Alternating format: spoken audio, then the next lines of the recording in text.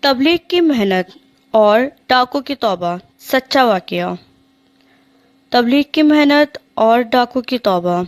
ایک دوست نے بتایا کہ میں لاہور کی ایک مسجد میں نماز کے لیے گیا۔ وہاں جماعت آئی ہوئی تھی۔ نماز کے بعد انہوں نے تعلیم کروائی۔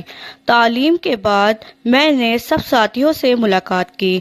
ایک بھائی کے چہرے پر زخم کا نشان تھا۔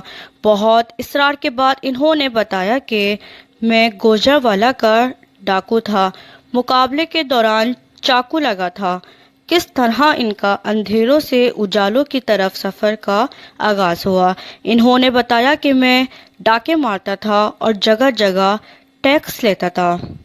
وہاں ایک داڑھی والا آدمی تھا جس نے مجھے دعوت اللہ دیا اور چائے بھی پلاتا تھا اور بسکٹ بھی کھلاتا تھا۔ پہلے میں اس کا مذاق اڑاتا تھا، بعد